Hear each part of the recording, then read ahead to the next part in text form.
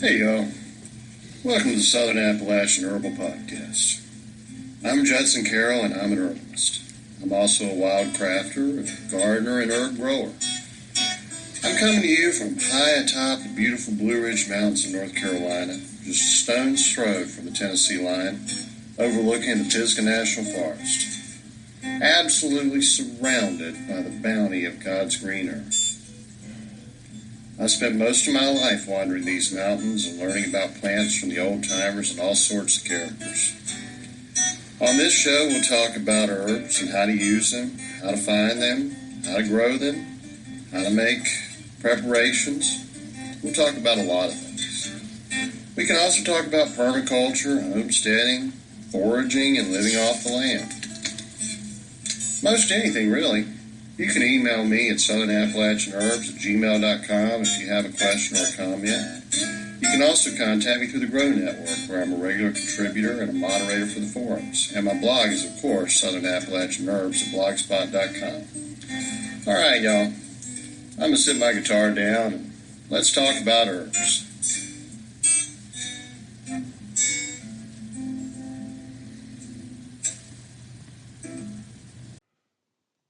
Hey, y'all. Welcome to this week's show.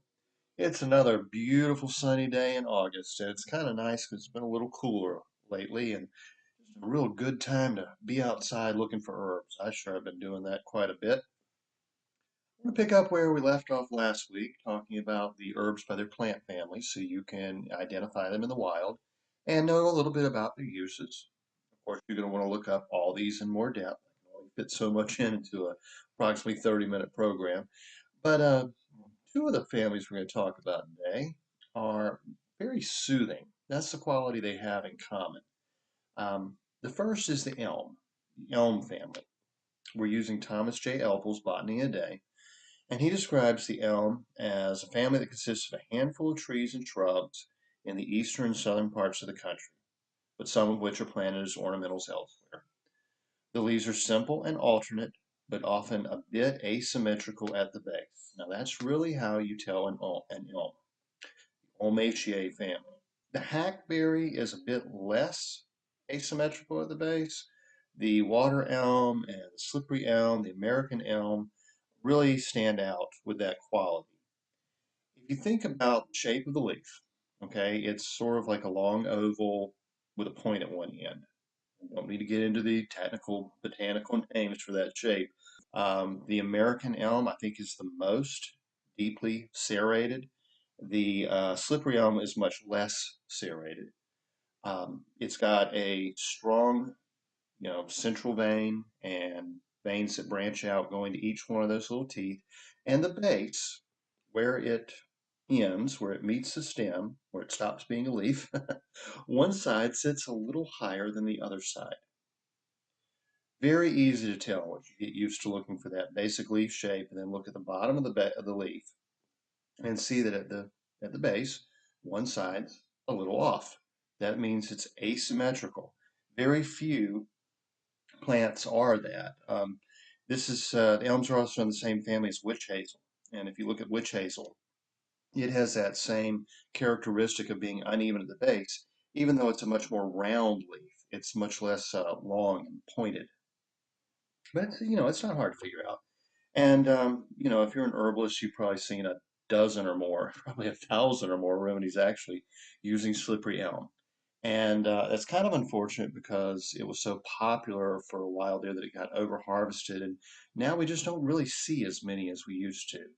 Um, you know, when you go out in the spring and you strip a bark off the tree, take too much, that's the end of the life of that tree. You never want to take the bark all the way around a trunk, for instance. You really would with a big old elm tree, but in a smaller one, people will do this. That will kill a tree immediately. That destroys the ability for it to bring up water through the cambium layer. That's the easiest way to kill a tree is to cut a ring in the bark all the way around. More conscientious harvesting doesn't do that. We might take the bark from just a few limbs and have plenty, but when people are out to make a buck, they don't always think that way.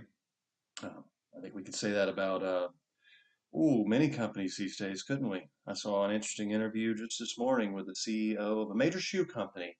Yes, a major shoe company that's been in the news lately because they don't care if their shoes are made in a certain foreign country with slave labor, actual slave labor.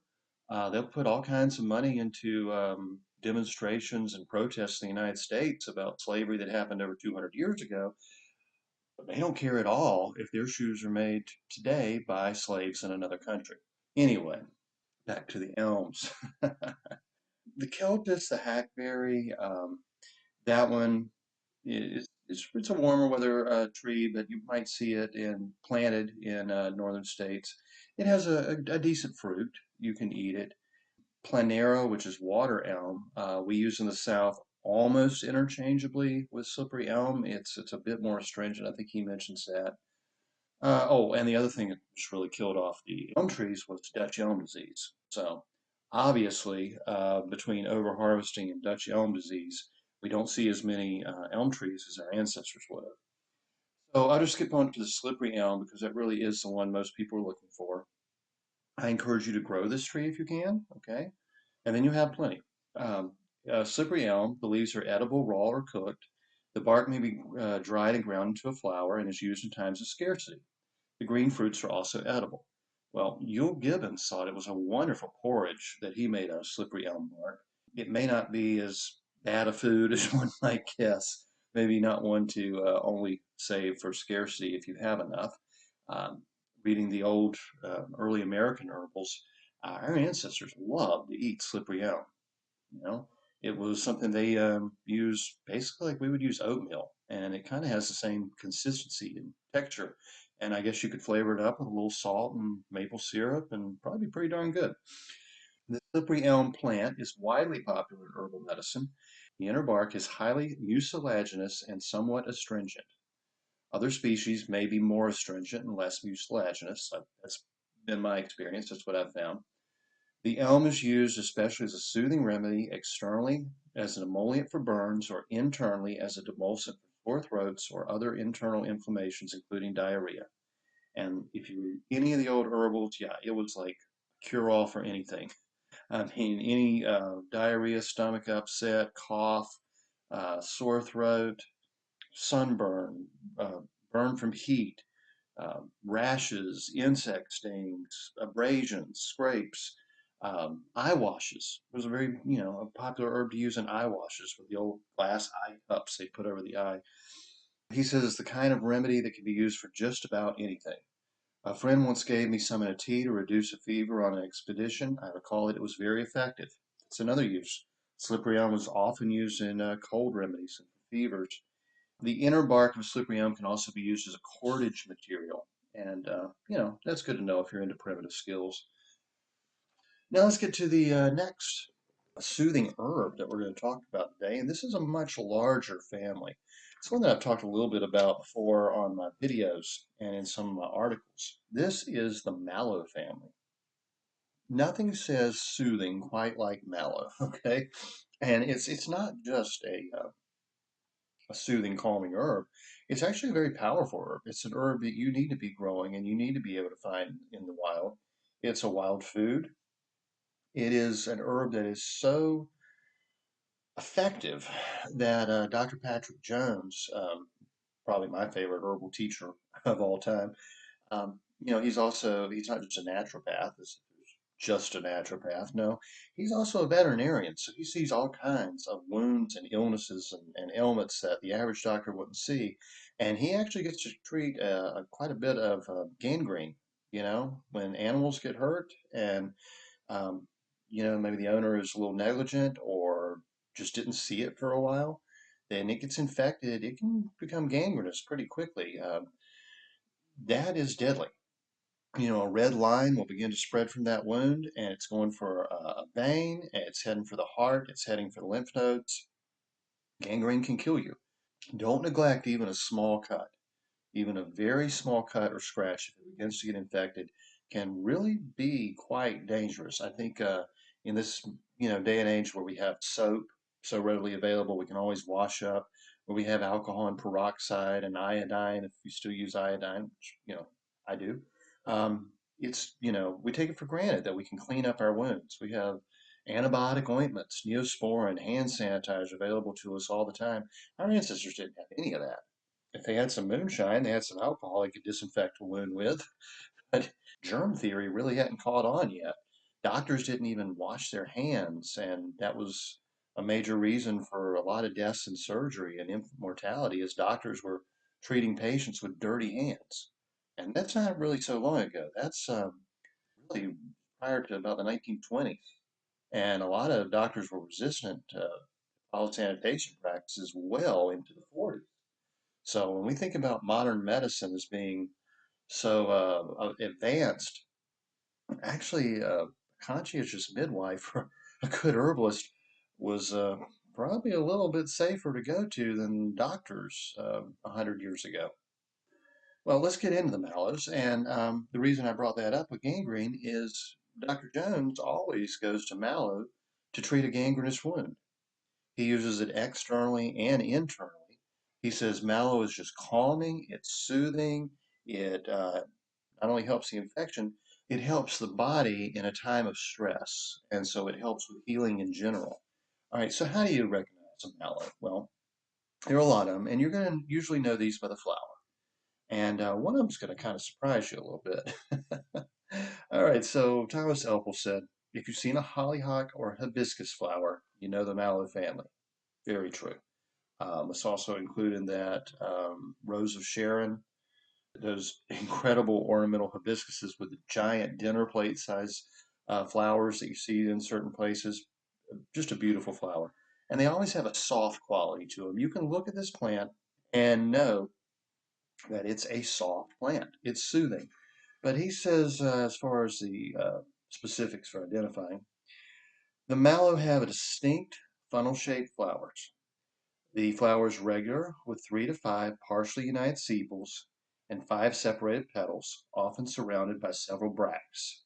Bracts, remember, are those things that are somewhat in between a leaf and a flower petal, by the way. There are numerous stamens united to form a distinctive column around the pistil. The ovary is positioned superior and consists of 5 or more united carpels with the partition walls present, forming an equal number of chambers. It matures as a capsule, a schizocarp specifically, and that's actually important to know because when you're out foraging, you might hear of a wild food called cheeses. Well, cheeses are that capsule, that schizocarp, which is a very popular wild edible food. And if you ever been in the Scouts or something, it's one of the first wild edibles kids learn to identify because it looks like a little round wheel of cheese. It doesn't have a lot of flavor. Well, one member, just to give you an idea, one of the most prominent edible members of the mallow family is okra. So if you like okra, you're probably going to like to eat cheeses or other members of the mallow family. Cheeses, by the way, is an old-fashioned English name for that seed capsule. Can also rarely form a winged seed or berry in some species. Mallow leaves are alternate, usually palmately lobed. Palmate means looks like a hand. Hollyhock, hibiscus, and cotton are members of the family. And I told you there was one that was going to surprise you. It's cotton. Believe it or not, that's a mallow. And believe it or not, it has some herbal use. Okra is the edible fruit of the variety of hibiscus. Marshmallows were originally derived from marshmallow, Althea officinalis. Our species of mallow can be used similarly. The root or seeds are covered with water and boiled until half the liquid is gone. The liquid is then beaten to a froth and sugar is added. It should make something similar to resembling whipped cream. The plant contains natural gums called mucilage, pectin, and asparagine, which give them their slimy, mucilaginous characteristic. It is the presence of these gums that create the marshmallow effect. The members of the mallow family are mostly edible as salad greens and pot herbs, although not very commonly used, probably due to their slimy consistency. The flowers and seeds are also edible. And it's one of those things you either love it or hate it. I was thinking the other day about growing up. The only vegetable my grandmother cooked that I did not like was okra. I think many kids like okra actually, but I liked it fried. I mean, even when I was a little kid, I liked fried okra. If you've never had southern fried okra, it's absolutely delicious. You cut the okra into, little wheels basically, and bread them and deep fry them and salt them down, and they're so good. I liked okra and tomato. Okra and tomato, very traditional where I live. We take okra and cut it up, cook it together with stewed tomatoes. You can add a little green pepper, hot pepper, whatever you like, or just salt and pepper if you want it plain. You want a little fat in that pan, and usually have it with rice. Really delicious. I mean, if you can't eat okra any other way, that's probably the one way you'll absolutely love it. But she also made what was called stewed okra. That was just a big old pot, cut up okra and a little bit of fat cooked down, and as Jerry Clower called it, it was slick, slimy, boiled okra. That's how he would refer to it. But I hated it. I absolutely hated it when I was a kid. And funny thing was, after she died, I started craving it. I just started craving that okra she used to make. And now okra in any form is welcome in my house. We talked last week about gumbo, and I mentioned how sassafras, the leaf beaten down into gumbo filet, thickens a gumbo. Well, it's usually a condiment at the table. The original gumbo comes from the African word for okra, which was, I think, gimme gumbo, if I remember correctly. And it's a nice, thick, hearty vegetable and meat or seafood stew in the French style, starting with a roux, and then traditionally thickened with okra and often served with rice. Some people like it with mashed potatoes, and it is so good. It is just so good. Like I said, you want some good sausage in there. You want a couple of different meats usually. Um, it's a wonderful way to use game. It's a wonderful way to use any fish or seafood. When you use darker meats, you can do a lighter roux. This is one thing that just bugs me about cooking shows. They always make just a real production over making a Cajun style or Creole style roux.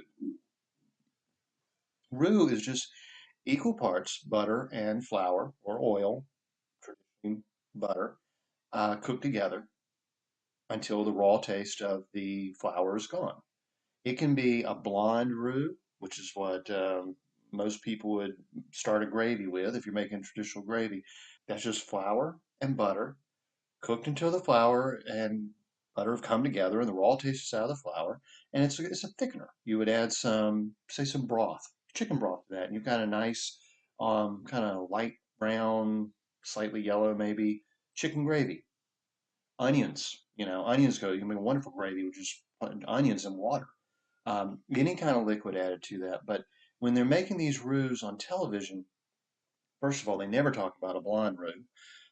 They never talk about a brown roux, which is what we would usually make like a beef gravy, or a gravy for pork, a good brown onion gravy. They always go straight to this chocolate colored roux, okay? Somewhere between chocolate and jet black. Jet black means it's probably getting pretty darn close to being burned, and if you go one step too far, it is going to be burned. But they act like that's the only roux you can use in gumbo. Now, there's several steps along the way, and if you get Paul Prudhomme's first cookbook, he actually has some wonderful pictures of this. You've got your pale white blonde roux, a little bit yellowish. You've got a light brown roux, you've got a dark brown roux, you've got a chocolate colored roux, you've got a brick colored roux. Actually, at some point, as you're cooking your flour and your butter together, that's all you're doing, just stirring it, and stirring it to keep it from burning. That roux will get a reddish tint to it. And then finally, you start getting into those darker colors they always insist on everybody using on television, which is ridiculous because 99% of people are going to burn their roux before they ever get to that point and give up on it. And well, sometimes I think that's their point. They want to look like they're wizards in the kitchen, and you just can't do it yourself. I suppose there's some people out there that think the exact opposite, but I wouldn't use a really dark roux for anything other than maybe seafood, shrimp, white flesh fish. In between, yeah, I mean, there's all those flavors and different degrees of flavor. Anyway, they're all good, and I've gotten way off track here, so let me try to rein it back in. So you take your roux and you cook together with your meats and your vegetables and your okra. And between the thickening power of the roux and the thickening power of the okra, that's a gumbo. The filet is used if you don't like okra, or if you want to make it even a little more thick, you just sprinkle some over your bowl at the table and stir Um, the darker you cook your roux, the less thickening power it has. So if you're going with one of those TV chef really like super dark roux, I mean, you're going to have to use okra or gumbo filet, something to thicken that roux because, and to thicken that gumbo because your roux has lost its thickening power for the most part. At that point, it's really more just flavor and color. You know, Jackie Mason, my absolute favorite comedian, passed away about 2 weeks ago. And I know exactly what he would have said about that gumbo. He would have said it was burnt. What he said about Starbucks coffees.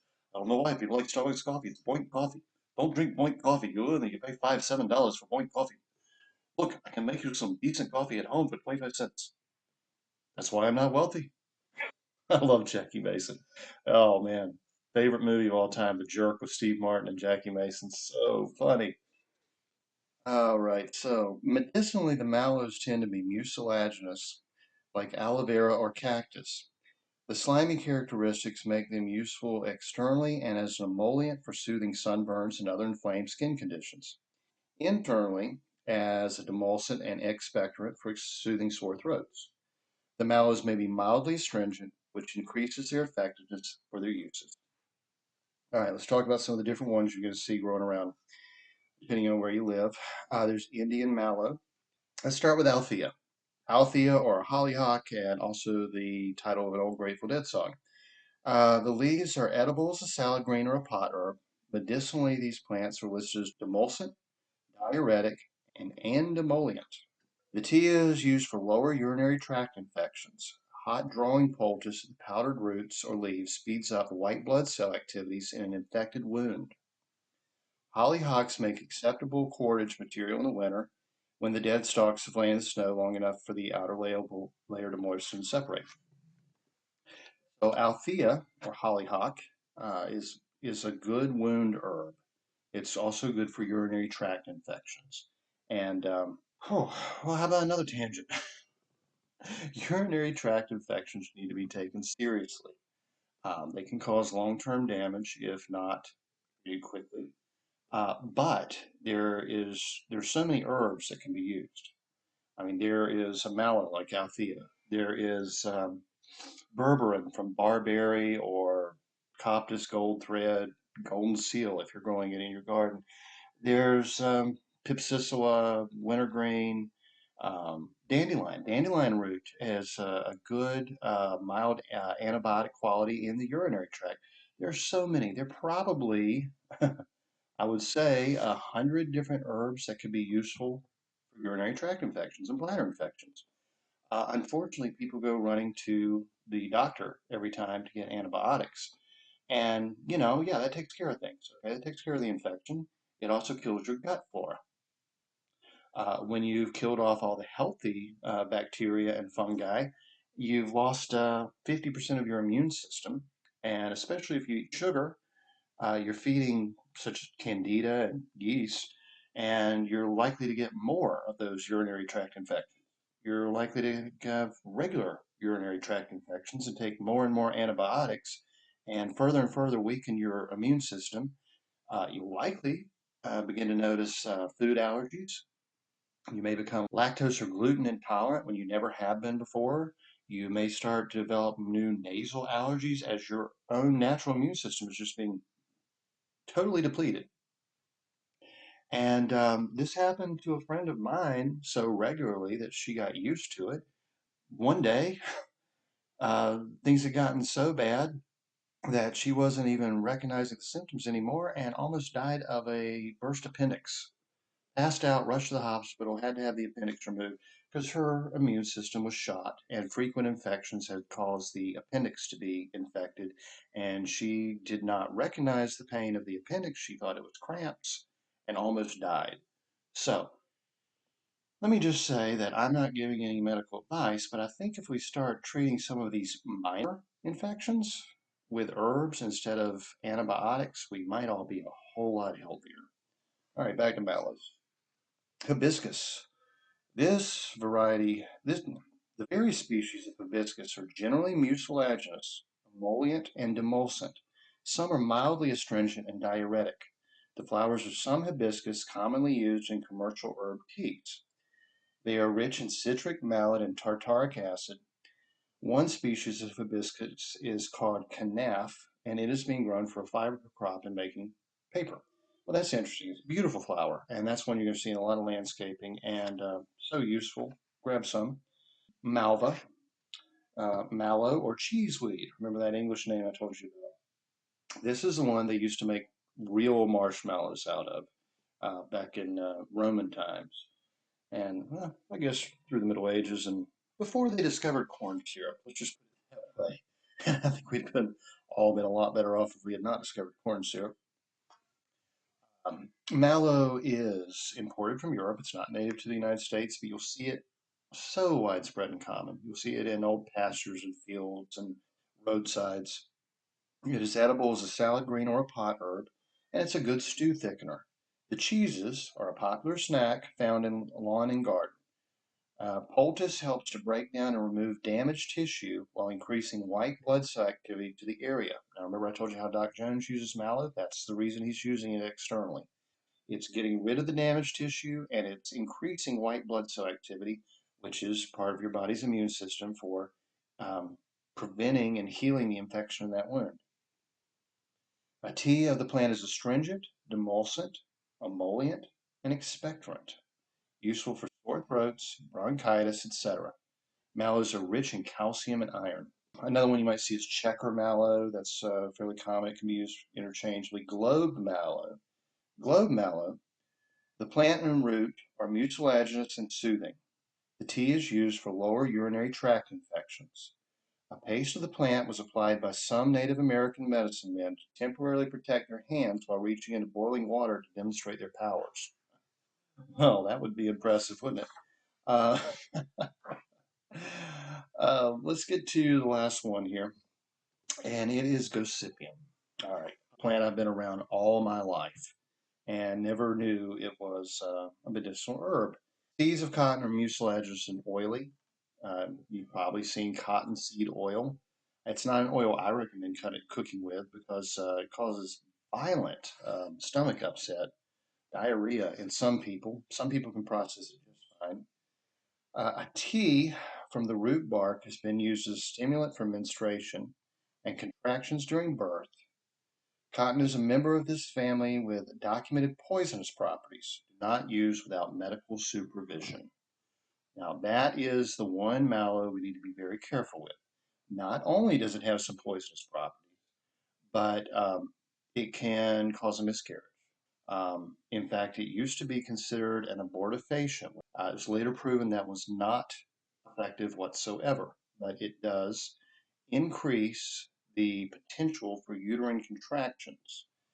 So that would be later in pregnancy when misusing an herb like that is not going to help you in any way, and it's going to cause a lot of heartbreak and medical emergencies and huge medical bills with a premature baby in a hospital for a very long time, and probably a lot of guilt and regret. Any old herbal that lists Gossypium, cotton root bark, as an abortifacient should be understood to be false and misleading. It was disproven and is incredibly dangerous to use for that purpose. For other purposes, it's a good herb. It's a good herb to know. But for the purposes that a lot of herbals written in the 1800s recommend, early 1900s, it's absolutely useless and incredibly dangerous. And I just wanted to get that out there because people still repeat that if it's true and as if it's something you should know, and they'll come up with all kinds of myths. Basically, that's just a lot of superstition and propaganda. Okay, so let's just get that out of the way. And other than that, the mallow family is a wonderful and useful herb. And I guess that's going to wrap it up for this week. We covered some nice soothing herbs, and hope you find some use for them. And I will see you here next week. Have a good one. The information in this podcast is not intended to diagnose or treat any disease or condition. Nothing I say or write has been evaluated or approved by the FDA. I'm not a doctor. The U.S. government does not recognize the practice of herbal medicine, and there is no governing body regulating herbalists. Therefore, I'm really just a guy who studies herbs. I'm not offering any advice. I won't even claim that anything I write or say is accurate or true. I can tell you what herbs have been traditionally used for. I can tell you my own experience and if I believe an herb has helped me. I cannot nor would I tell you to do the same. If you use an herb anyone recommends, you are treating yourself. You take full responsibility for your health. Humans are individuals and no two are identical. What works for me may not work for you. You may have an allergy, a sensitivity, an underlying condition that no one else even shares and you don't even know about. Be careful with your health. By continuing to listen to my podcast or read my blog, you agree to be responsible for yourself, do your own research, make your own choices, and not to blame me for anything ever.